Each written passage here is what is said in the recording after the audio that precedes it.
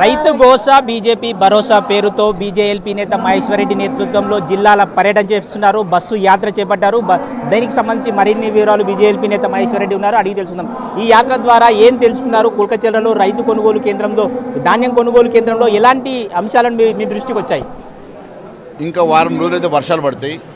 అయినప్పటికీ కూడా రాష్ట్ర వ్యాప్తంగా వడ్ల కొనుగోలు నత్తనడక నడుస్తూ ఉన్నది. అనేక సార్లు ప్రభుత్వం దృష్టికి తీసుకెళ్ళినా కూడా ప్రభుత్వం పట్టించుకోవడం లేదు. రైతుల గోస పట్టించుకొని ఈ ప్రభుత్వానికి బుద్ధి చెప్పాలని, వారికి 80% ఇప్పటికే కొనుగోలు జరిగిందని అబద్ధం చెప్తున్న ముఖ్యమంత్రి గారికి మీరు ఇచ్చిన స్టేట్మెంట్ తప్పని, ఇంకా ఎక్కడికక్కడ వడ్లు కళ్ళల్లో పడున్నాయని చూపించడానికి రావడం జరిగింది. మరి నిన్నటికి నిన్న మేము వస్తున్నామని తెలిసి లారీలు పంపి, నిన్న గోనె సంచులు పంపి, ఈరోజు వాళ్ళు ఏదో మేము ఇక్కడ పని చేస్తున్నామని చూపించుకునే ప్రయత్నం చేస్తూ ఉన్నారు. ఇంకా ఇప్పటికీ వడ్ల కుప్పలు అట్లే పడున్నాయి. రాష్ట్ర వ్యాప్తంగా ఈ ప్రభుత్వం ఇప్పటి వరకు కేవలం 25 నుంచి 30% మాత్రమే కొనుగోలు చేసింది. ఇంకా ఈ 15 రోజుల లోపల మిగిలిన 80%, 70-75% కొనుగోలు చేయాల్సిన ఉన్నది. మేము ఒకటే అడుగుతా ఉన్నాం, ఏ రకంగా మీరు కొనుగోలు చేస్తారు? రేపు వర్షం పడ్డదని, ధాన్యం తడిసిందని తప్పించుకునే ప్రయత్నం చేస్తే భారతీయ జనతా పార్టీ ఊరుకునే సమస్య లేదు.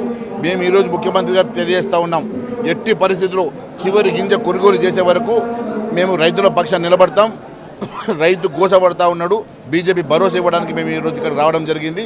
ప్రతి నియోజకవర్గంలో రైతుల కోసం, రైతుల పక్షాన భారతీయ జనతా పార్టీ నిలబడి పండించిన ప్రతి పంటను కొనుగోలు చేసే విధంగా చర్యలు తీసుకోవాలని డిమాండ్ చేస్తూ ఉన్నాం. వారికి గిట్టుబాటు ధర ఇవ్వాలని చెప్పి మేము డిమాండ్ చేస్తూ ఉన్నాం.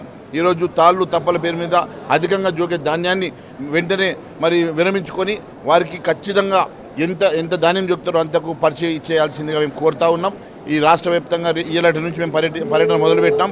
అవసరమైతే మేము వస్తేనే ఈరోజు ధాన్యం కొనుగోలు చేస్తామని మరి వాళ్ళు చేస్తుండ్రు కదా. మేము నిన్న వస్తున్నామని తెలిసి లారీలు పంపుతున్నారు, గోనె సంచులు పంపుతా ఉన్నారు కదా.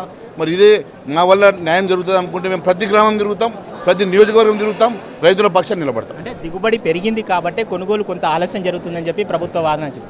ఎంత చేసినా వాళ్ళు మొత్తం కొంటలేరు కదా. 141 లక్షల మెట్రిక్ టన్నుల పంట పండితే మీరు కొనుగోలు చేసేది 90 లక్షల మెట్రిక్ టన్నులు మాత్రమే. అవి కూడా పూర్తిగా చేరని పక్షంలో మరి ఇక మీరు ప్రభుత్వం ఉండి దేనికోసం, రైతుల కోసం నిలబడకుండా ఎవరి కోసం నిలబడతారు? మీరు పూర్తిగా రైతులను దగా చేస్తూ ఉన్నారు, మోసం చేస్తూ ఉన్నారు.